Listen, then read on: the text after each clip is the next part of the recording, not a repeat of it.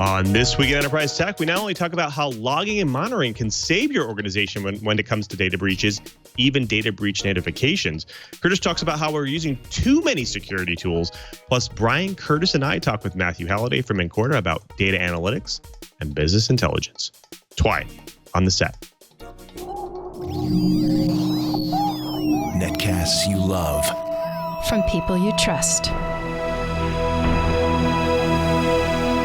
This is Twit. This is Twy at This Week in Enterprise Tech, episode 361, recorded September 27th, 2019. Data analytics and BI with Incorta. This episode of This Week in Enterprise Tech is brought to you by Microsoft Mechanics, the official show from Microsoft for tech enthusiasts, IT pros, and software architects. Get deep dives from engineers behind the tech or just learn the essentials of the latest from Microsoft. Visit aka.ms/enterprise mechanics to watch and subscribe today. And by NetScout. Meeting the digital demands of today starts with a bold new IT strategy. NetScout is delivering a new perspective, visibility without borders, to guide your digital success and data center transformation. Get seamless visibility and monitoring for performance and security. See how at netscout.com. And by DigitalOcean. Deploy and scale your apps seamlessly on the simplest cloud platform. Join over 150,000 businesses that use DigitalOcean. Sign up today and receive a free $50 credit at do.co/twit.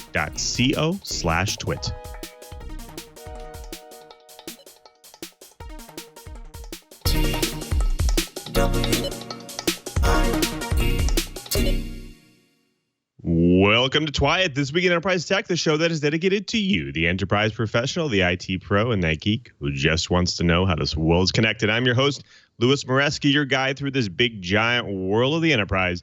But I definitely can't guide you by myself. I need to bring in the experts and some of my favorite people on this search, starting with our very own Mr. Curtis Franklin, senior editor at Dark Reading. Curtis, it's always great to see you, my friend. How are things going down there in your neck of the swamp? Well, we're back to summertime here in the swamp. Had a taste of fall earlier, but it's warm again, and just in time for me to head over to the Orlando Museum of Science this evening for a big viewing party for the end of the BattleBot season. You know, we're going to have the nation's largest collection of heavyweight BattleBots here in Orlando in a couple of months at Maker Faire. And after the Makeathon I was part of, it's now full steam ahead getting ready for Maker Faire and all of the geeky goodness that goes along with it. You guys get to play with all the toys. Well, speaking of experts, we have our very own geek in paradise, Mr. Brian Chee, Director, Advanced Network Computing Laboratory in Honolulu. Cheebert, what's keeping you busy down there in paradise? I'm actually cleaning up a whole bunch of Node-RED code, trying to get it nice and clean and documented so that some power engineers will be able to support it once I retire. Ought to be fun. I'm also cleaning up the lab and trying to get things to help my ex-students teach at Leeward Community College. I'm cleaning out and going to give them a whole bunch of my old fiber optic termination systems. Fantastic. Well, thanks, guys, for being here. We have a great show ahead of us. We're including some discussions about how important it is to have those logs and traces when it comes to data breaches. Plus, we talk a little bit about security tools and whether you might just have too many of them. And we bring in a great guest, Matthew Halliday. He's here to actually talk about data and business analytics and intelligence. But before we get to all that goodness, let's go ahead and jump into this week's blips. Now, the 2020 presidential election is right around the corner, and it's the center of a ton of news and topics nowadays. Now, we've heard about from Black Hat and DEF CON this year about the voting village and how voting machines are almost easy targets for hackers.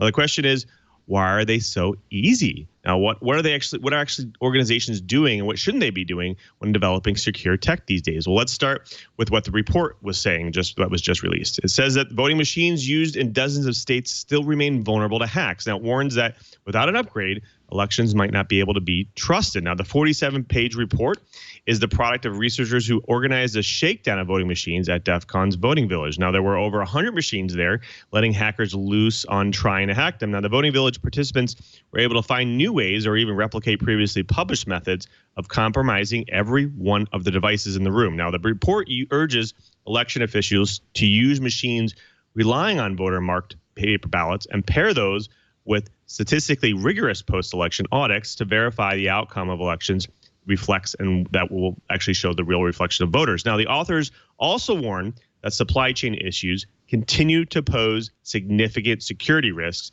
including cases where machines, including hardware components of foreign origin, or where election administrators deploy foreign-based software, cloud, other remote services.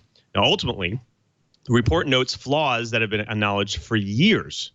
Now, the disappointing thing here is that they're actually still vulnerable even after a decade has gone by. Now, let's hope a little visibility will help push a federal program to move forward and fund some upgrades, or in this case, downgrades.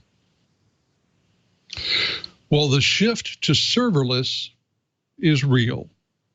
Cloud-native applications are and will continue to be made up of heterogeneous microservices deployed across hybrid clouds. But while most organizations' current server types lean toward VMs and bare metal, their choices are predicted to shift to containers and serverless platforms within the next 2 years.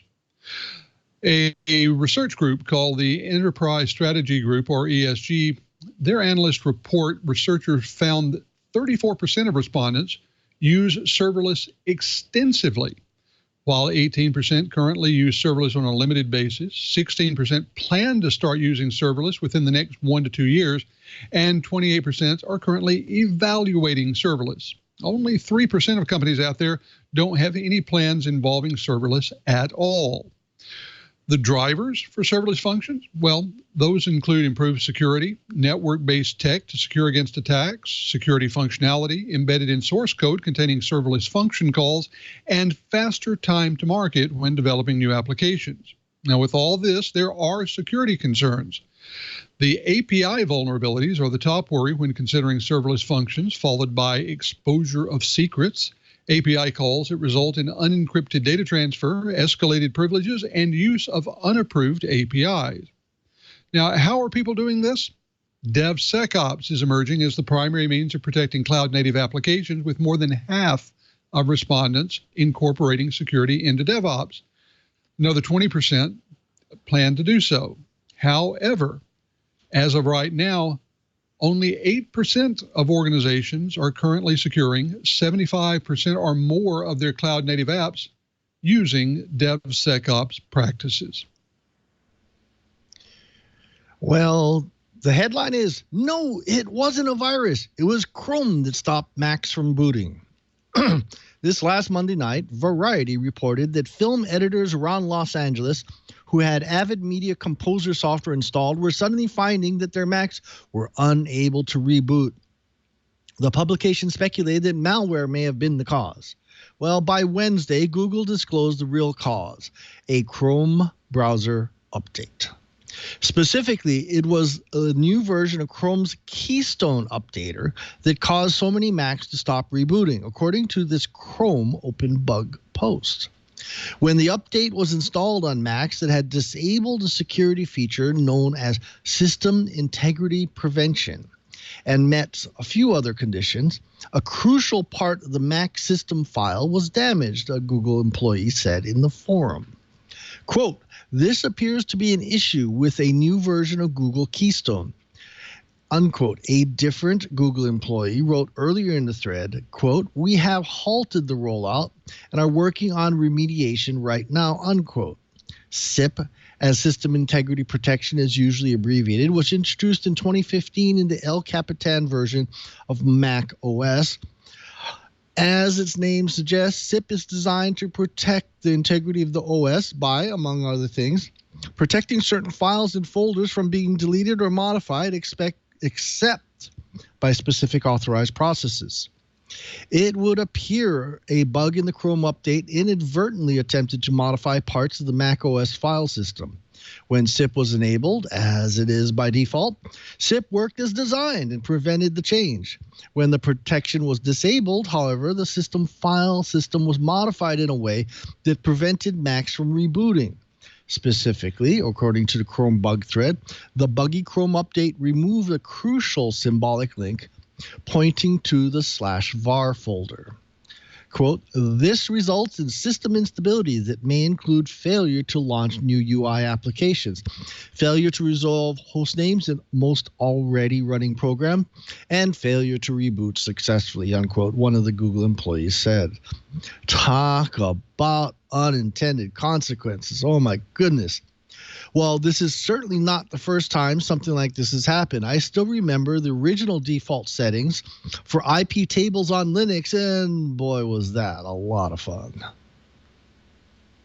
Now, when I think about the future of space travel, I think about how rocket scientists are going to adopt dilithium crystal power warp drives, right? Well, how about nuclear-powered fission rockets instead? Well, NASA is targeting just that in the very near future. Not only is it twice as efficient as the chemical engines powered rockets today, but despite their conceptual simplicity, small-scale fission reactors are challenging to build and risky to operate because they're produce actually toxic waste. If you have to worry about a nuclear meltdown while traveling through space or landing on Mars, it might be an extra stress point that you just don't want to burden the astronauts without any point in time. Now, at the center of NASA's nuclear rocket program is Bill Emmerich. The man who literally wrote the book on nuclear propulsion is the man who's also bringing fission rockets to reality. Now, the rockets won't hoist a shuttle into orbit because that would be too dangerous, but they will fire up its nuclear reactor once it's in orbit after traditional rockets get it there. Now, plus, the massive amount of energy produced by these reactors could be used to sustain human outposts on other worlds and cut the travel time to Mars in half. Now, there was actually some technical hurdles here that they have to get over. While the concept of nuclear rocket engines is simple enough, the reactor brings hydrogen to blistering temperatures, and the gas is expelled through a nozzle-designing reactor that could withstand their own heat. Now, Earth-bound fission reactors operate at 600 degrees Fahrenheit. Now, the reactors used in rocket engines must be cranked to more than 4,000 degrees Fahrenheit. Now, over the past decade, Emmerich and his team of engineers have been simulating conditions just like that to figure out how to reduce the risks. Now, maybe they should watch the Bill Gates documentary out there because his take on nuclear reactors might actually work here. You never know. Just saying. Now, on a more important note, it's actually going to take a while to actually overhaul all the regulations before launching nuclear material out in space. But 2024 is the target for the first nuclear engine flight to get to the moon. So it sounds like NASA scientists and regulators have a bit of work cut out for them to boldly go where no human has gone before. Well, if you or your employees use DoorDash, you might have gotten a meal with a side of exposed credentials.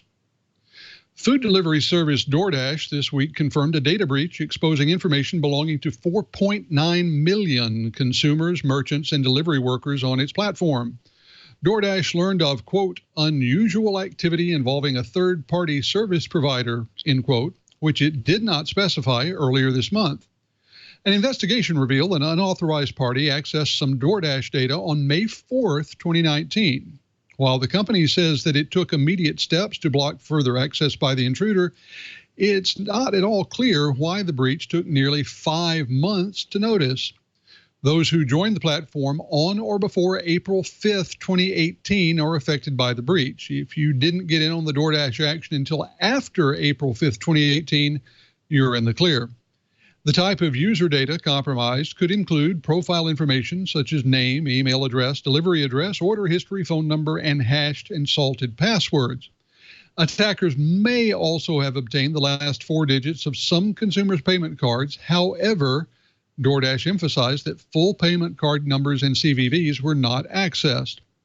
DoorDash reports it has added security measures around its data, improved security protocols that grant access to its systems, and hired outside security experts for better threat protection.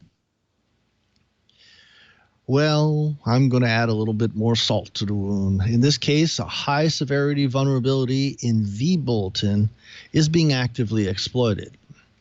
Attackers are mass exploiting an anonymously disclosed vulnerability that makes it possible to take control of servers running vBulletin, one of the internet's most popular applications for website comments. Sites running the app should take comments offline until administrators install a patch that vBulletin developers released late this Wednesday morning. The vulnerability was disclosed through an 18-line exploit that was published on Monday by an unidentified person. The exploit allows unauthenticated attackers to remotely execute malicious code on just about any vBulletin server running versions 5.0.0 up to 5.5.4. The vulnerability is so severe and easy to exploit that some critics are describing it as a backdoor. Quote, essentially, any attack exploits a super simple command injection, according to Ryan Seguin, a researcher engineer at Tenable, during an interview with Ars Technica. An attacker sends the payload. vBulletin then runs the command, and it responds back to the attacker with whatever they asked for. If an attacker issues a shell command as part of the injection, vBulletin will run Linux commands on its host with whatever user permissions vBulletin's system-level user account has access to. Seguin has more in his technical analysis of the vulnerability. The vulnerability, cataloged as CVE-2019-16759, exists in default installations of the affected versions, according to Tenable's publicly posted analysis. Quote, an unauthenticated attacker can send a specially crafted HTTP post request to a vulnerable vBulletin host and execute commands. These commands would be executed with permissions of the user account that the vBulletin service is utilizing. Depending on the service's user permissions, this could allow complete control of a host. As advised earlier, the vulnerability is so severe that vulnerable vBulletin users should take their forums offline until they have installed a patch developers published this last Wednesday morning. The commenting system for defcon.org, a site that's regularly probed for easy-to-hack vulnerabilities, was non-operational at the time the post went live. Several hours later, the user forum returned. Okay, so I'm going to really sound like a broken record. Patch, for God's sakes, don't forget to patch. And realistically, patch, for goodness sakes, come on. Supercomputers, meh, that's old news, right? What about quantum computers? Well, Google may have you rethinking what the most powerful computer you've ever seen before is. Now, a recent paper published talks about how Google's researchers have built a computer that's achieved quantum supremacy. Now, how powerful and fast is this machine? Well, let's put it into perspective. According to the paper, their processor was able to perform a calculation in 3 minutes and 20 seconds that would have taken today's most advanced classical computer, known as Summit, approximately 10,000 years. Now, what does this mean? Well, that it's actually only able to perform that one specific calculation really fast, meaning that we're still a few years away from quantum computing taking over the world. But it starts now. Now, Google now doesn't have the first quantum computer, but the machine is different in one way. This one performs actually a calculation that conventional supercomputers couldn't actually have done. Now, what does this mean for the near future for us? Well, it means that encryption might not be invincible. The reason for we consider encryption secure these days is that it takes far too long for traditional computers to crack it. Well, given enough time, every encryption scheme can conceivably be breached. It's just that enough time it involves like 1,000 years. While most of us aren't really worried about what someone might do with our data in 1,000 years. But what if they had a computer that enabled them to crack encryption in a matter of minutes? Plus, cryptocurrency experts are also getting a bit nervous and biting their nails. The current algorithms are likely safe from the 53-qubit processor demonstrated by Google, but it's only a matter of time where cryptographers have to actually worry about this. Now, cryptographers are also working on creating quantum-resistant technology that goes way beyond even the virtual impenetrable SHA-256 cryptographic hash, but no one will tell you that they figured it out just yet. And with Google's latest accomplishments, the timeline for finding a much more secure form of encryption just got even shorter. Now, if Google's getting close to this technology, so are some of the other big players in this space. Quantum computing might just be the forcing function we need to move security and data technology forward in the very near future. Well, folks, that does it for the blips. Next up, we have the bites. But first, we have to thank a really great sponsor of This Week in Enterprise Tech, and that's Microsoft Mechanics. Now, how are you at keeping up on latest technology from different companies? Well, I love deep dives. I love the ones that you can kind of take you through all the details quickly and provide you a walkthrough and samples and demos. Well, Microsoft Mechanics is going to do this just for you. Every week, they do a deep dive on the latest and greatest announcements from Microsoft. Not only do they do on Trek, they actually do stuff on trending IT topics, but they bring you step-by-step tutorials. Now, just recently, they actually did one on Windows Virtual Desktop, and they also have ones for large-scale Windows and Office deployments. Now you're speaking my language. Now, one thing you get with you listening to how-to videos and tech videos is that sometimes they actually ramble, right? Well, these aren't your usual rambling how-to videos or off-the-cuff tech interviews. They actually are carefully crafted, verbally and visually appealing videos with demos and actually how it works, graphical explanations. They aren't long, so you don't have to lose focus on things. Normally, they're around under 15 minutes, and they actually get to the point and actually don't waste your time. Now, think of visual cliff notes or an abridged version of guides for Microsoft technology. Now, finding guides for different types of technology is actually hard. You have to kind of peruse the internet to find it, and I tend to search around for different categories of things. But I work at Microsoft, and I can tell you, I even use Microsoft Mechanics because it keeps me up on the latest and greatest and keeps me engaged, and I learn really quickly. Plus, they don't limit you to just one tech area, one category. They have Surface devices, cloud or on-premise infrastructure improvements for Azure, across Azure and Windows, database architectures, management admin tools, security and compliance controls, productivity, innovation, and more across Microsoft's complete range of products, services for business. Now, if you're going to Microsoft Ignite this year in Orlando, it's actually happening November. I'm trying to get there. There's going to be tons of announcements going on there. Plus, the mechanics team will be presenting live every day with engineering and product leaders like Mark Rusinovich, Aaron Chappell, Brad Anderson, Julia White, Robert Lefferts, and more. And so you can stay in touch with the tech in action behind the scenes and all the announcements. Hope to see you there. So whether you're a tech enthusiast, IT professional, or architect looking to stay up to date, visit aka.ms/enterprise mechanics today and subscribe. That's aka.ms/enterprise mechanics. Or subscribe wherever you listen to your podcast. Watch Microsoft Mechanics, your free go-to source to discover the latest Microsoft tech. Thank you, Microsoft Mechanics, for their support of This Week in Enterprise Tech. Well, folks, let's go ahead and jump into this week's Bites. Now, what is the first thing that an auditor will actually ask you? Give me the records, right? What about the lawyers, especially when it comes to civil cases? Give me the records. Well, when it comes to cybersecurity incidents, the first question attorneys are going to ask you is, do you have any records? Logs, maybe? Now, the funny part in this question is that most incidents don't.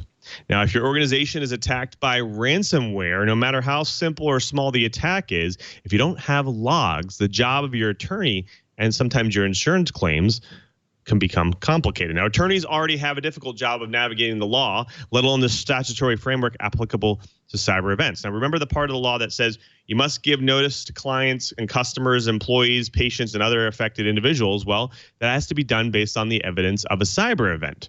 Now, unfortunately, there's no uniform breach notification protocol that must be followed. So gathering the information to determine which to follow is really not easy. Now, to give an example of what the industry has conjured up to handle data security, let's start with HIPAA. Now, you remember, that's actually the act that protects health information. Now, the definition of a violation for them is that there is an impermissible use or disclosure occurrence unless the organization can demonstrate there's a low probability of other data compromised on case-by-case basis. So basically, they're saying, we're going to consider this a breach unless you can prove to us that on a case-by-case basis, this is a very small scale. Now, the state of Virginia has defined a breach notification statute as well, and this is a super long one, so I'm not going to read it, but it basically says that if a personal information hasn't been maintained by an individual and the data has been actually released for multiple individuals in multiple cases, it's considered data breach or identity theft. Now, that's a long one. Now, New York State has an even simpler one. Now, it's due to its recent amendment saying that it's reasonable to believe someone has taken computerized data containing personal information of individuals, then it's considered a breach. Simple enough. Now, what do these esoteric legal regulations mean in the context of network logs? Well, it actually means that if an organization is a victim by a ransomware attack, a lawyer can use the logs to show that personal or protected information didn't leave the client's system. Plus, they're also insulated from the regulator's watchful eye after an event. Now, if you don't have logs, then lawyers have to recommend forensic experts to actually come in, step up, and surface evidence that info didn't leave the system. So it actually creates a lot of complexity if you don't have the data. Now, I want to bring my co-host in because I want to get their thoughts here. Now, Chee, let's start with you. So basically, the lesson here is that there's unintended consequences if you actually can't foresee. So at least log and trace things on your network. Is that right? That's the way I try to work it. And, realistically, too many installations I've seen, all they do is when the log file gets full, they just email it, which is all fine and good.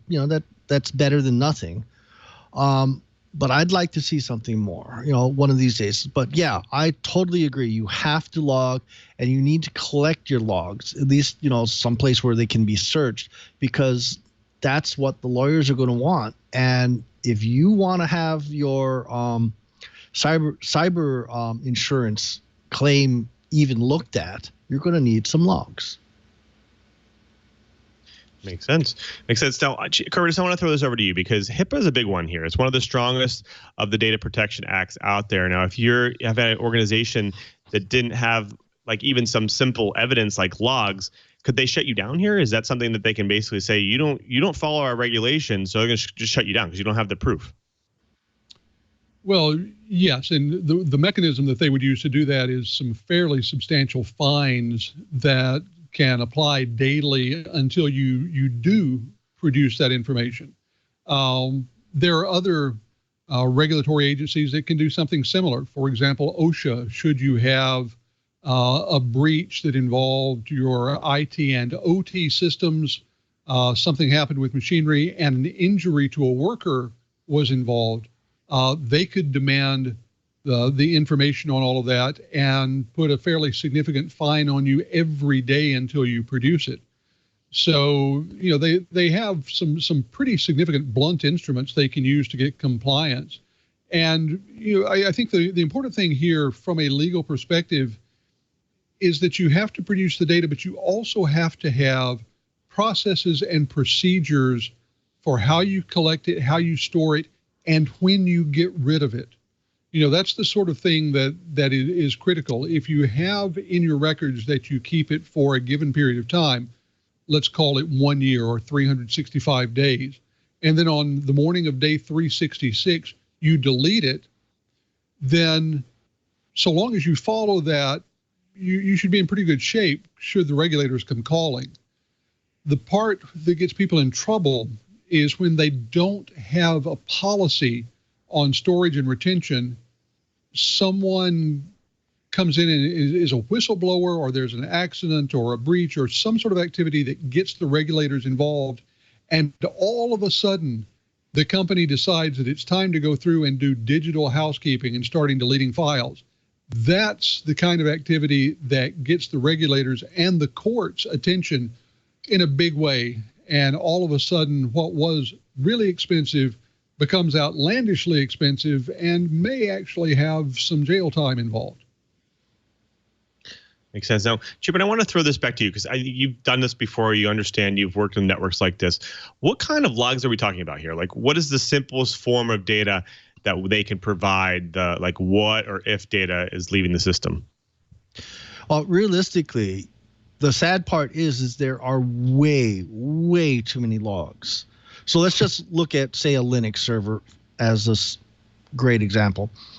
The one I look at first is always secure.log. And that's when people go, SSH into a machine. Every time any kind of SSH happens, it logs. Now, you can go crazy. You can increase logging levels to the point where it's absolutely ridiculous.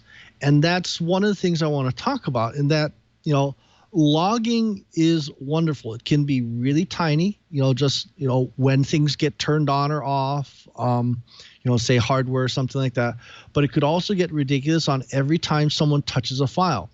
When I started doing a lot of military grade stuff, especially NISPOM Chapter 8 for classified work by a civilian contractor, you literally have to log anytime someone touches even lists out a file in a secure area. So logging can go crazy and get really, really outrageous very quickly. So yeah, Chickenhead 21, yes, you need a log for your logs. And that's actually what I say. We've interviewed Splunk several times in the past, and I actually really like that. There's lots of different log managers out there. I highly recommend, even if you're running a a free open source version, get something to collect all the logs into a single place so that you can search through them. I like Splunk because they'll line it up chronologically so that in a bar graph I can actually drill down on a particular time frame and see what happened across multiple devices all at that same time. That's Splunk in its simplest. Now on my wish list for someday soon, we have write once optical devices, CDRs, DVDRs and so forth, and Blu-ray write once.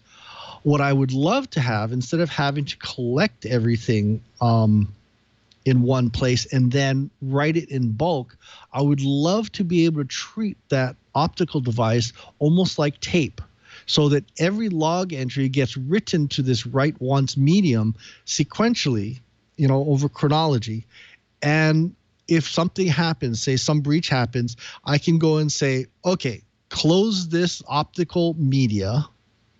And now that media can be said as being unrefutable because it was written chronologically when it was happening.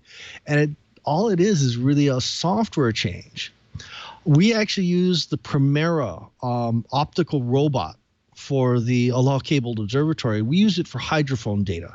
But in addition, it also gets a whole bunch of engineering data. And what we do is we take it and we put a big stack of empty opticals into the robot, and it'll burn a day's worth of hydrophone engineering data and hydrophone data files. I could see the exact same thing being used to write logs. So you could actually write 2 copies, 2 drives, 2 copies, write them both, and then drop them into a basket and print metadata on the top very easily, so that one can go into a long-term storage and one can go on the shelf for day-to-day work. Just my wish list, Makes sense. Of course, I do want to throw this to you because GDPR is kind of circling the EU's data out there, and organizations seem to be spending less time tracing and logging because they don't want to get caught with their pants down. Is that right? I mean, they're not collecting all this data because they just don't want to actually have to find a way to delete it later on. Well, it's an interesting conundrum for them because on the one hand, as you pointed out, the log data and various sorts of data can be useful if you're called upon to prove that you did or did not do something. On the other hand, what we're finding more and more is companies realizing that they were collecting data that they were never using. And as the privacy advocates become involved, as lawyers become more involved, they're, I think, quite rightly saying, if you're not going to use data, if you have no real concrete reason to collect it, don't. Life is simpler if you don't have data that you're not using or that you're not required by regulation to collect. So I think what we've seen is a lot of companies trying to rationalize all the data that they're collecting, keeping only what they need, and deciding that the rest is something that, should there be an issue, they'll figure it out later.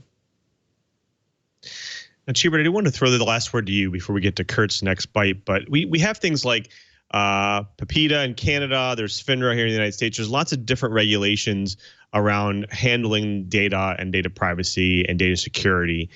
But do you think there's just not enough data regulations here where in every part of the industry where they're just not forcing organizations to capture this data so they have proof later on? Yeah, I've read too many regulations going through it. FERPA for higher education in general, student privacy. The commonality I see is the lack of guidelines. Almost none of these guidelines say how long, spell out how long you need to keep data. A lot of them don't spell out what kind of data. The only regulation I've seen that actually goes into horrible detail on what, how, and how long was actually, again, NISPOM Chapter 8, because it's dealing with Department of Defense classified information. Now, I'll keep harping on this. Defense agencies, not only the U.S., but I've worked with several in different countries, all have really similar regulations. And the reason why is they're trying to protect people's lives. When you have lots of things on the line, stakes that big, you tend to start making sure there's less that's assumed. And you also got to keep in mind, a lot of times these are 18-year-old kids that are trying to avoid going to a trade school or college. And so you kind of have to spell things out so there's less chance of someone misinterpreting it. So yes, we have too many regulations. No, these regulations aren't specific enough. They leave too much to interpretation, and I think that's going to be a problem in the long run. I think we actually need better logging. Someone out there, I'm hoping, is willing to go and write some software so we can burn our logs to glass. Maybe have it as a add-on to Splunk or something like that, or for God's sake, just even an add-on to syslog. Even if we have too many logs and they're burned to a physical medium, we can always print some metadata or even a Sharpie on top and put an expiration date and have a student sit there and say, okay, this is expired, drop it in the shredder. So that way you can have the logging that you need just in case something happens. But, be it as it may, we need to get better at this so we can go and catch the bad guys, right?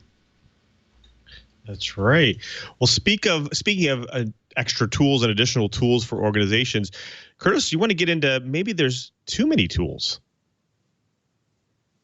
Yeah, one of the things that we have seen with the cloud and software as a service applications growing in their use is that along with all the advantages they bring, things like increased agility and availability, they carry with them the growing issue of tool sprawl, use of too many one-off specialized tools for virtualized and point solutions. Now, what we've seen and heard about is that this tool sprawl hurts IT productivity, results in troublesome management workflows, and brings high cost. What we've found is that organizations looking for the very compelling benefits of ease of deployment and flexibility in the cloud are finding that they are adopting and deploying a wide roster of security solutions without having any sort of comprehensive security strategy in place. Now, according to a Foster survey of IT decision makers, 55% of respondents report having 20 or more tools between security and operations, and 70% say that the tools lack full integration. For security, to get specific, simply deploying more technologies isn't the best way to stop breaches. In fact, there is evidence that it can be quite the opposite. Now, the growing adoption of cloud management and cloud infrastructure makes all of this worse because things like endpoint solutions and workstation instances running in public cloud infrastructures are far more likely to be overlooked in the whole integration process. According to a survey from 451 Research, 39% of respondents juggle 11 to 30 monitoring tools to keep an eye on their application. Getting back to the last byte, and those are to look at the applications, infrastructure, and cloud environments. 8% use somewhere between 21 and 30 tools to do that. So rather than offering better visibility, adopting too many tools can result in higher costs, inefficiency, cumbersome workflows, and potential weak spots if the security solutions aren't deployed and managed strategically. So what's a company to do? Well, IT decision makers in organizations of all sizes, from small to large, should focus on putting measures into place that curb this tool sprawl and curtail the serious security issues that can arise as a result of the sprawl. So what are some best practices that they can look at? First, clearly identify the scope and entities of coverage required before you deploy a new security tool. It's entirely possible that you've got one in your arsenal already that will do the job if you just expand it to cover the new area of concern rather than going out and buying a completely new tool. Take a platform-based approach to security. Leverage all of those connectors and integrations, and look for platforms that offer layered security services across multiple use cases rather than simply going point by point by point. Segment your infrastructure based on intent. You know, we talk about physical segmentation of the network, but logical segmentation can allow you to isolate critical assets. Whether you call it network segmentation, microsegmentation, or macrosegmentation, all of them allow you to establish a secure environment and limit the exposure in distributed environments. Oh, and getting back to that whole monitoring thing we spent a while talking about just a minute or two ago, take a unified approach. Make sure that you can centralize your operations data and deploy strong tools to run analytics across a very broad data set. Finally, implement strong comprehensive access controls. You know, workflow-based multi-factor authentication for users accessing applications and resources from their devices can drastically reduce and even eliminate the risk of security loopholes. So we have practices, but somehow we find ourselves falling prey over and over and over again to the lure of the shiny new tool.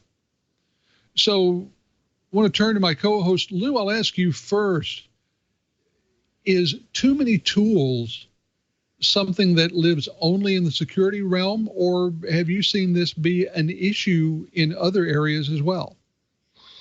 Oh, absolutely. It's all over the place. I think, it's definitely software development. You're talking about package managers and, deployment managers and testing tools and code scanners, you name it. And you really just don't know sometimes how some of these things fit together. How do they scale? Are they always up to date? So there's always a challenge, I think, with these types of things in the industry, especially when it comes to security and compliance. Compliance as a service is this new thing out there, security as a service, because these services, you kind of push the responsibility off to a service to make sure that they're up to date and they're handling all the latest and greatest. And you pay them for that to stay up on things. And so I think that's kind of where the generation, especially in software and services, is going, is to kind of pushing that off and paying somebody else to go do all the work to stay up to date and be on top of things. So I think it's definitely a problem in many different parts of the industry for sure. I see that across the industry. Brian, I want to turn to you. How big a problem do you see this being? I mean, isn't best of breed still something that we should be concerned with, making sure we have the best tool in place for every given problem? Or, do we really need to look at these other concerns about proliferation of tools to balance off the whole best of breed argument? I have mixed emotions about that. I like, from a monitoring standpoint, I like the approach of single pane of glass and have that pane of glass being back-ended by specialized tools that can then, send the alerting upstream. But anyway, this is definitely not just security, not just DevOps and so forth. This is actually also science. The Allocated Observatory that I work on a daily basis has an amazing number of very specialized tools that we have to use. And the problem is we don't have enough cross-training. We have way too little money to support our personnel. So we have specialists that only know one specific portion of the observatory. And if they're on leave or if they're stuck in a meeting or something and something goes wrong, we lose the ability to go and manage that portion of the observatory. I see the same thing happening in security. I have the same thing happening in all kinds of facets within the IT industry, not just networking. And I happen to very much like the platform approach so that you can have a master pane of glass that does the bulk of your monitoring, and maybe an entire specialized tool would be represented by a single icon so that you have the ability to have some monitoring that. And then when you click on that icon, it goes and tells you who the specialist is that knows how to use that tool, because that is a problem. You need to have multiple people that know how to use those special tools. Well, Lou, I'm going to have the last question for you before you lead us into the rest of the show. With all this talk about too many tools, do you think there's any danger of going the other way? I mean, is it possible in today's environment to have too few tools, to try and take existing tools and make them do too much and overload them or degrade the quality of the data you get as a consequence of the Marie Kondo approach to applications? Yeah, absolutely. I've seen scenarios where people take tooling that they already know, that they're familiar with, and kind of pigeonholing them into doing things that it doesn't normally do. Like for instance, I'll give you a recent example I ran into where somebody was building an application service, a node service. They're writing, just normal JavaScript code to do it. And they were using their own scripts to actually scan the dependencies that they had, these third-party libraries, to determine whether there was security issues or compliance issues. And the reason why they were doing it is they thought, I can, write this script to do a whole bunch of things and make it pretty versatile, and I don't have to really go look for a tool. And they started doing that, and they found out, oh, wow, this doesn't scale really well because there's lots of things I have to handle and do. And so they ended up spending and wasting a bunch of time and finding out it didn't even kind of get maybe 30% of what they needed to do. So I think there's definitely a risk here in any part of the industry when it comes to, hey, I know this already. I know it could potentially do it. Let me try to do it, save some costs and save some time because I'm already familiar with it and get there. And so I think, people have to start reevaluating those types of things when they come up for sure. Well, thanks, Curtis. We're gonna get to the guest really soon, and we do want to get to the guest, and we appreciate you showing this. That you never really know whether you have too many tools to handle a scenario. But before we get to the guest, we do have to thank another great sponsor of This Week in Enterprise Tech, and that is NetScout. Now, digital transformations are really hard, and they are. It's really hard to kind of increase the speed of innovation and really hard to have operational agility these days. Well, why? Because organizations have to spend time and energy on other things, right? They have to meet the demands of the digital demand and the digital world today. Now, the industry needs something disruptive to get organizations and other IT or over IT hurdles. Now, they can then they can actually focus on scaling their business, right? Well, as the pace of change continues exponentially, as you know, so does the risk of failure. So it raises the stakes, especially for CIOs, architects, and IT operations. Now, NetScout has a different perspective on it, one that's built for the era of digital and data transformation. It's called Visibility Without Borders. Now, this is a real-time visibility extending to wherever your technology infrastructure and business applications reside. Now, IT teams can benefit greatly from network monitoring software. Now, if a network crashes or varies even a bit, the network or IT admin is alerted right away. Now, they also have some amazing tools here as well. It gives you deep visibility for IT admins so your organization can understand the network and its performance at any point in time. You might even have endpoint application perf monitors before, and you've seen kind of similar functionality there. Well, this is very similar, the data provided, but also it gives you that visibility into the entire network. Now, if you are ready to get your network control back so you can actually start focusing on other parts of your business, NetScout is it. Now, as the world leader in transforming packet data, NetScout's smart delivers high resolution and continuous monitoring across any network, data center, cloud, 5G, and more. Already in use monitoring and securing some of the world's most critical commercial and public service infrastructures, NetScout's next generation level of visibility provides the holistic perspective that IT teams are seeking. See more at netscout.com. That's NETSCOUT.com. And we thank NetScout for their support of This Week in Enterprise Tech. Well, folks, it brings us to my favorite time of the show where we get to bring in a guest to drop some knowledge on the Twilight Ryan. Today we have Matthew Halliday, co-founder and VP of Products, a real-time analytics company, Incorta. Welcome to the show, Matthew. Thank you. Thank you for having me. It's great to be here. Now, our audience love hearing the origin stories of people. Can you kind of maybe take us through a short journey of how you got through tech and what kind of brought you to Incorta? Yeah, absolutely. So my brother got me into tech, actually. So he was a little bit older than me, and he had a Commodore VIC-20 computer in the UK. Had 20K of memory, and I started programming when I was about 6, writing some programs in BASIC and things like that.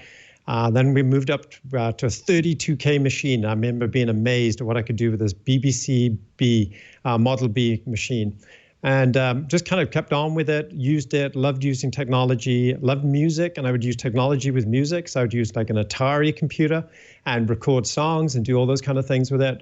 Really loved the relationship between creativeness and technology. I then got to a point where I had to decide what to do with school, and I was on the fence. Do I go to music? Do I go into computer science? And I ended up going into computer science. And so I got my degree in computer science, and then I joined Oracle. And I didn't really think, I kind of got tricked actually joining Oracle. I went there, I thought I was joining this great technology company, and on day one, I sat down after being hired, and I was sitting next to an accountant, and then there was an accountant up front, and he was talking about applications, and I was like, hold on a minute, I've joined Oracle, the technology company, and he's sitting here talking about accounts payables and receivables. That's not what I signed up for. And the applications they were showing looked like, whoa, when were these built? And so, long story short, I spent 13 years working at Oracle, and then found out that I'd actually been brought into the applications team building enterprise-grade applications, huge data models, huge amounts of volumes of data that we were using, but building those together. I then was working at Oracle, and after a while of doing that and building probably one of the biggest ETLs in the world, about 55,000 tables that were put in place to do the first Oracle Fusion migration. I worked on that project. I decided I wanted to change of pace, wanted to move. So I moved up to Seattle, actually, and I worked at Microsoft for a couple of years, still in enterprise software. I was working on the Dynamics AX products. I was there for just over 2 years, and then decided I wanted to move back to the Bay Area. Came back to the Bay Area, and I was working at Oracle, despite saying I would never work there again. But I kind of was offered an opportunity that was really, really exciting, so I took that. And then that's where I met one of the other co-founders of Incorta, Osama. He was been at Oracle a long time, and he's built some really innovative products at Oracle. And that's where we started to meet, and there were some others at Oracle as well that Osama had met, and came up with this idea about being able to really transform the way we're doing analytics. Because even at Oracle, even with all of the technology, all of the hardware, everything, when it would come to quarter end close, we didn't look at dashboards to find out how did we do. We were looking at spreadsheets. And so what we ended up doing is figuring out, well, what is the fundamental problem? Why is this so difficult with all of the technology, all of the resources at our fingertips? Why are organizations still struggling to get the value out of the data and to get answers to the data that they have? And so that's where we started really diving into what is the problem. And the problem is that everything starts with transforming data, because the data and the shape that it's stored in is really good if you're trying to access it for concurrency, transactional systems, and they're great. Problem is, when you want to do any analytics against it, it's not going to cut it. It does not work. So you have to transform it. You have to go through tools, ETL processes, star schemas, everything. And before you can actually get to a dashboard and actually engage with your data and get insights from your data, you would go through a lot of these struggles and challenges, which were very expensive, very cumbersome, very error prone, and just very difficult. Anything but self-service, right? And so that's kind of the vision of the world that we wanted to change. We figured if we could come up with a technology that would fix that problem, we could. If we could have analytics without all these asterisks of, sure, you can get it, but I will need 6 months, and I'll have to go and do this, and you'll have to performance tune, you'll have to define what the business requirements are, and we can build something. We really wanted to turn that on its head. And that's ultimately what Incorta is all about. It's making business data actionable, the data to decision process to be a lot faster, a lot more engaging, and not to be kind of held hostage to value that's there, but you just cannot unlock. Makes sense. Now, let's take a step back for a second. We know a lot of organizations, they have a ton of data coming in. It's coming from heterogeneous items. Like, for instance, they're coming from endpoints and applications. It's coming from services. It's coming from the network infrastructure. What are challenges here? Like, how do people actually today, even without tools like this, actually creating analytics and actually business intelligence based off that data? What are they doing now? It's really bifurcated into two approaches. I think there's been a lot of interest, and we've had a lot of great technology around IoT type data, right? And so data that's coming in fast and furious, lots of velocity, but it's all in one piece. You can chop it up into chunks, and then you can process it. We can throw it across a lot of machines and then get the results back. We're doing that really well. So people have gone like gangbusters after those kinds of problems and said, we can fix these. And that's why we're seeing machine learning doing really well, Spark doing really well in that area. But when it comes to this other side of the house, we haven't seen that much innovation in 20, 25 years. People are still doing data warehousing with star schemas. Sure, they might be having some level of innovation around that. Hey, let's put it in the cloud. Let's automate this process or something like that. But it's still fundamentally the same thing. If you have transactional data sets, they're probably in your data warehouse in a star schema, and you're trying to figure out, okay, how do I unlock that? How do I get that data out for people to use it? And then I've got other sets of data, sentiment analysis, titter streams, click streams, all of those kind of data sets coming in. And I've got some good solutions around that. And I think we've really focused on that, but the other side has been left out in the cold.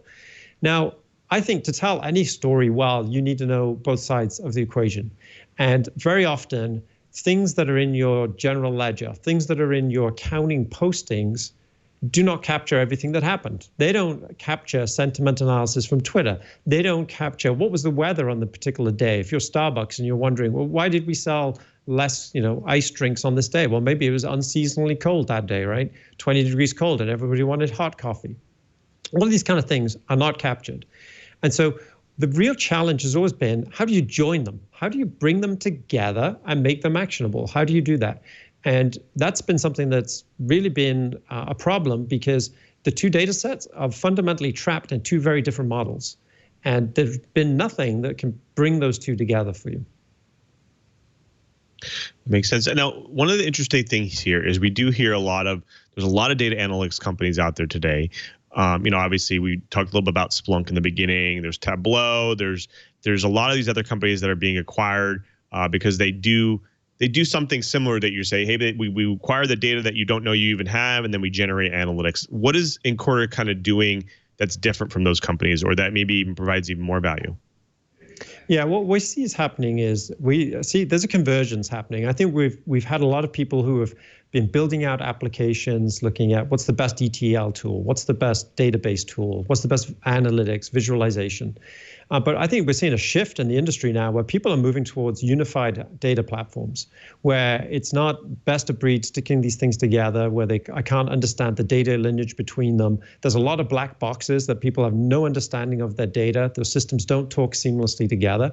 And so we're seeing a lot more interest now in a unified platform. So being able to source my data all the way to my business users engaging with that data, can that be done in one platform?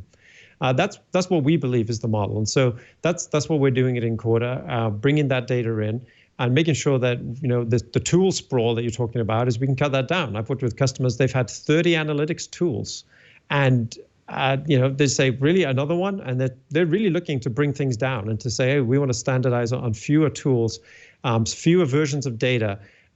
It's interesting, we were talking about GDPR earlier and just where data is going and understanding your data. I just think it's interesting that once something goes into an ETL, good luck understanding where it's gone, right? It's gone through, it'll get transformed, but being able to truly identify that customer's data and be able to pull it out later on is very, very difficult. And it's all because of data transformation has always been the first step. It's always been, I need to take this data from a model that I cannot query, put it into a new model, and I need to make all these transformations. That's what we're really focusing on is how to unlock that and to move forward so that customers can really get in and engage with that data. Now, when you have ETL-free kind of data processing, the interesting thing here is sometimes data is not in good shape, right? It needs to be sanitized. It needs to be made, maybe even more structured so it can be able to generate these insights in here. How does Incorta doing that type of thing? Yeah, so we actually can operate on structured data as is. So if you were to take, one of the products I was working on at Oracle was Oracle E-Business Suite and Oracle Cloud applications. There's about 55,000 tables. And what people might not realize in that model is often just to get a query about an order, you could be looking at, for all the data around that order, about 55 or 50 tables that you need to satisfy it. And so that became really, really cumbersome and difficult. So Incorta actually takes that data as is. So we mirror the data from the source, we bring it into Incorta, and we have it, once it's in our platform, we can run queries against it. Once we run those queries against it, those joins of 40, 50 tables are no longer a problem for us. And we can actually leverage our technology to give you queries in sub-seconds. In fact, sub-seconds compared to even if you put it into a star schema and gone through all this data transformation, I've had customers whose dashboards were then taking 2 minutes, but once they made shift to Incorta, got out of doing all the data transformation, got out of putting it into star schemas, out of all of that flattening process, they were able to get their dashboards into sub-seconds with many more refreshes of their data during the day and not being stuck with just a daily refresh of their data. In the other areas, though, right, we've got other sets of data. And so Incorta as a platform enables us to say, okay, you're going to have data lakes. What can you do with your data lakes? So we have a great partnership with Microsoft, one of our investors, and we're working very closely with them on ADLS Gen 2. And we see a lot of excitement and interest in our customers where they're saying, we're putting a lot of this data on the disk. Now, how can we leverage that? What can we do with that? And so Incorta provides the ability to run PySpark, machine learning against that data set, run queries against it, bring those outputs, and then seamlessly tie them back to your business transactional data to give you that complete story. Fantastic. Well, we're talking with Matthew Halliday from Incorta, a little about bit of business intelligence and data analytics. But when we come back, I do want to bring my co-hosts in because they do want to ask some questions about BI and data analytics. But before we do, we have to thank another great sponsor of This Week in Enterprise Tech, and that is DigitalOcean. Now, as a developer, I can tell you that the ability to experiment with your apps and be able to build them and deploy them on a truly hosted environment is sometimes hard. It's not easy to deploy to hosted services. You want to focus more on innovation rather than the logistics of things. Well, DigitalOcean removes the impedance and it gets rid of all the complexity of cloud deployments and hosting. They make it easier than ever to deploy your applications and code and store things on the cloud without all the steps in between. In fact, I even love the names they give things. Now, starting with DigitalOcean's Droplets, which are actually super scalable virtual machines that can add storage, security, and monitoring capabilities with just one super click of a button. They also have a really great one-click deployment model that makes it easy for you to bootstrap your project, whether you want a specific distribution of Linux, which is like one-click deploy Ubuntu, CentOS, Debian, Fedora, and more, or you want to one-click deploy an application stack like Docker, LAMP, MongoDB, Node.js, MySQL, and so on. Now, it's not only is easy to deploy, it's actually easy to manage as well. You have VM snapshots, which are super simple to actually manage. Now, for me, that gives me that peace of mind that last known good state is always just one click away. Plus, team management and actually unified communication and collaboration helps teams manage and scale the infrastructure and your apps. Now, need more security? Well, one click or add a cloud firewall for your droplet or your droplet group. Now, get this. Cloud firewalls are free. And actually, don't let that free tag fool you. These firewalls are not just for some low-tier systems or just for testing or staging environments. These are production-ready firewalls, and they can scale with your business. Now, DigitalOcean is trusted by over 1 million developers. They make it simple to launch in the cloud and scale up as you grow. Now, whether you're running on one virtual machine or 10,000 virtual machines, spin up a virtual machine in just 55 seconds. Now, standard, general purpose, or CPU optimized configurations really provide flexibility to actually build, test, and grow your application.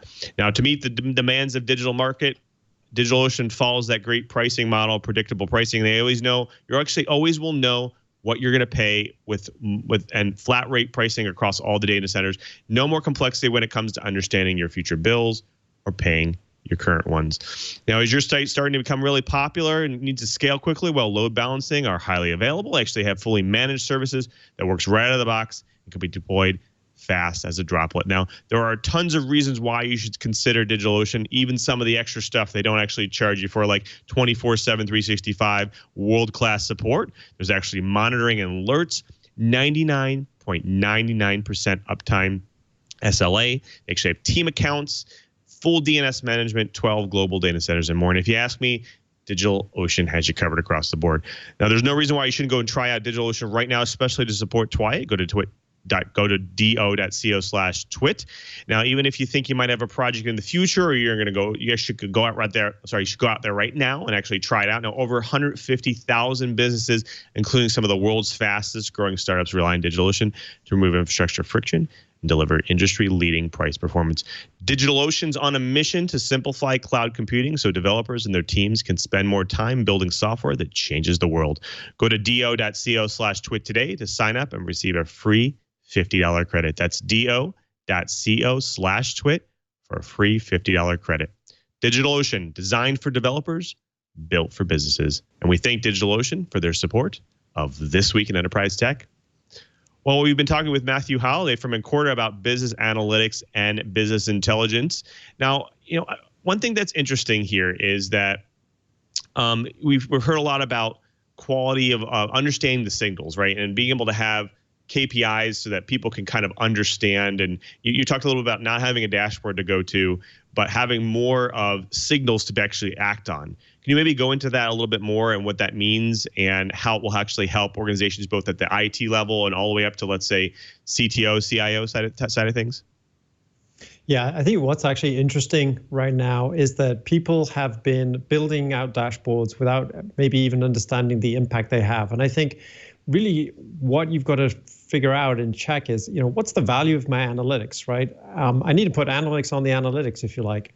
I need to figure out exactly what am I changing? Am I changing behavior? What are the business processes, or what do I expect someone to do with this data? I think a lot of the times we have analytics projects that people put up there because they think they should be doing something with it. But are they actually tracking that when they provide a dashboard, when they provide information or KPIs to individuals, do they actually result in change? Can you actually attribute a business benefit? Can you say, we were able to increase productivity or customer satisfaction or delivery times because we implemented this? So being able to pinpoint the analytics and the value it has, I think, is really a core piece of this. And if you're not doing that, I think you really just could be building out something that you might be better off just building out other visualizations that look pretty, and that's about it. Or maybe get some real artwork that actually does make a difference and does change people, right? These digital dashboards are often, I think, just thrown up as, hey, look at these insights, look at these dashboards that I have. Do they really matter? Do they actually change anything? And I think that's one of the key things. So really driving into what are the KPIs and then measuring, do those KPIs when they change, or how do they change behavior? It's just very basic, right? When you're driving a car, your speedometer is a KPI that tells you how things work. Thank you. So I do want to bring my co-host back in. They're actually chomping at the bit here in the background, waiting to ask a question. Curtis, I want to throw it to you first. Talk a little bit about data complexity. Yeah, Matthew, you were talking about how quickly you can deliver results once you've done all of the table joins and gotten the data into the proper format. My question is, what's the complexity of that process? Is that something that most of your customers are doing on a scheduled basis? I mean, whether it be daily, weekly, quarterly, whatever, or is it something that you've made fast enough that it can be done more frequently so that they can pull their analytics over fresher data? Yeah, it's exactly that. Our goal is how can you build analytics really, really fast? And so we have customers that have, from the time of purchase of Incorta, have been able to implement advanced supply chain planning, order management, purchasing, et cetera, to a customer like Shutterfly, and then within 6 weeks have it productionized. And then within 3 months, they were actually able to recoup all of the costs involved for 3 years worth of utilizing our software. That's the story we hear time and time again. Customers saying, well, you did in a couple of days what normally we would expect to take 4 to 5 months. Our customers are not having to start with data modeling, not have to start with cumbersome EDL processes, getting into their data, asking the questions, and let it really be an agile discussion with your data, an adjustment with your data, versus just jumping in and starting with technology projects, right? How do you bring that data to the surface and then figure out exactly how you should use it? Fantastic. Well, I want to throw this over to Brian because he has a question about organizations. Where can they go? Well, my question's actually, I'm hoping, very easy. If I'm looking at trying to take a look at Incorta and my organization is saying, we don't have any money right now, do you have some services to help me take it for a test drive and help me get some data so I can justify it to my C-suite? Yeah, so we actually have ability for customers to jump in really easily. So it's very easy to deploy, whether it's on Azure Marketplace or using our own trial. You can go in and head and use that. We start off very, very affordable for customers to be able to jump in on a monthly program where they can play by month, and they can also, if they'd like to, within that first month, they have an opt-out clause. So it's no risk, if you like, jump-in approach. Fantastic. Well, we've been talking with Matthew Halliday from Incorta. Thank you so much for being here. Unfortunately, we're running a little low on time, but I did want to give you a chance and our opportunity to maybe tell the folks at home where they can go, where can the organization go to get started. You talked a little bit about trying things out. Where can people go to sign up? Where can they get started?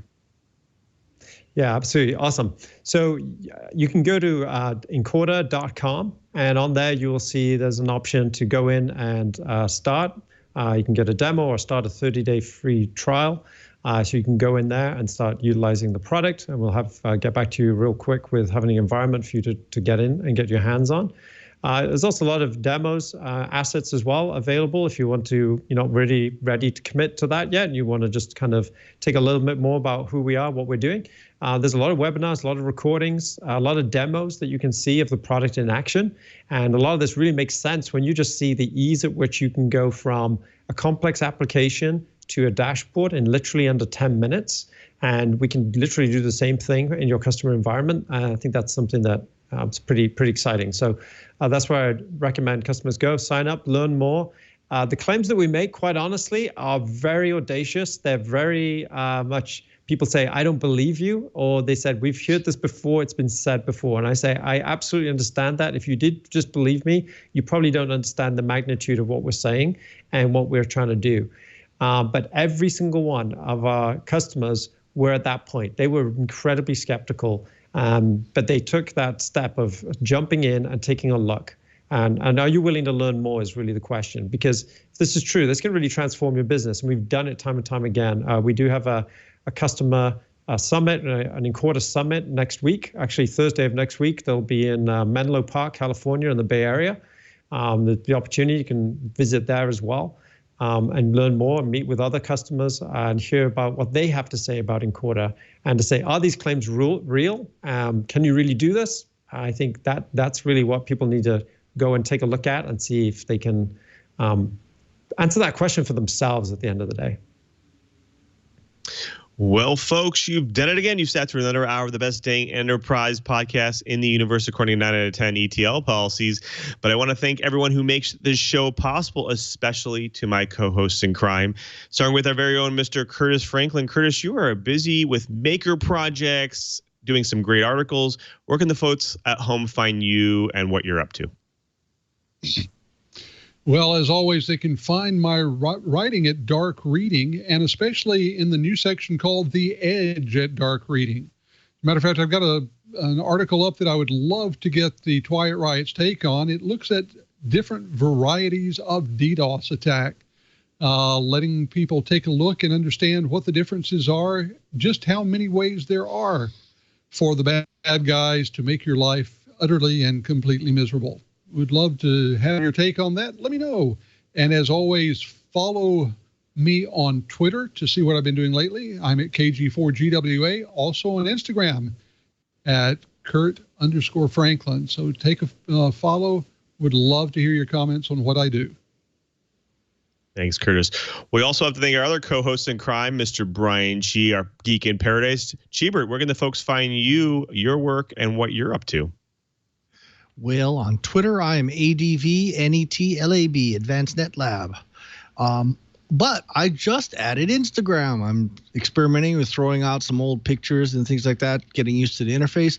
I am Cheebert on Instagram. But you're also welcome to throw me an email. I'm cheebird@twit.tv, or better yet, use Twyat@twit.tv, and that'll hit all the hosts.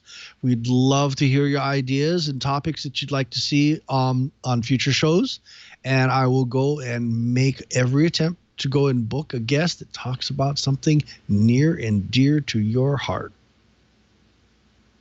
Thanks, guys, for being here. Well, also, thanks to you as well. You're that person who drops in each and every week to watch and listen to our show and to get your enterprise goodness. And we want to make it easy for you to watch and listen and catch up on your enterprise news, right? So go to our show page right now, twit.tv/Twyat. There you'll find all the information about our back episodes, plus all the show notes, co-host information, guest information, and of course, links to the stories that we do during the show. But more importantly, next to the videos, you'll get those helpful download and subscribe links. Support the show by getting your audio version, your video version, HD video version of your choice. Listen on any one of your devices.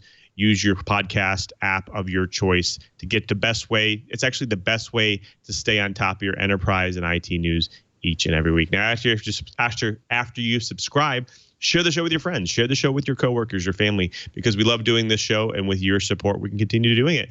Now, after you subscribe, we also remember we do this show live each and every week, 1:30 p.m. Pacific, on Fridays at live.twit.tv. Of course, if you're going to jump and watch the show live, you might as well jump in and join the chat room live as well. We have a great chat room, a bunch of characters in there asking questions, bringing up topics. You can go to irc.twit.tv and join the fun in there as well. Also, don't forget you can follow me, twitter.com/LouMM. There you'll get to see all the things that I do during my week, especially what I do here at Microsoft. You can also check out dev.office.com. That's where we post all of our latest and greatest ways to customize your Office experience and make it more productive for you and your organization. Also, I want to thank everyone who makes this show possible, especially to Leah and Lisa. They continue to support us each and every week of doing This Week in Enterprise Tech, and we definitely couldn't do the show without them. Also, I want to thank everyone, all the engineers at Twit. Of course, we also want to thank Mr. Brian Chee, who's also our tireless producer. He does all the bookings and plannings for the show. We definitely couldn't do the show without him. Now, of course, we have to thank our TD for today as well before we sign out. Jeff and John, you guys are behind the scenes there. The men behind the curtain. We have to keep that that tradition up, right? What was the main topic of the show that we were running to today? Well, real-time analytics are very useful. That is true. It is very useful, but I would say that ETL-free analytics is even more useful. But you were very close.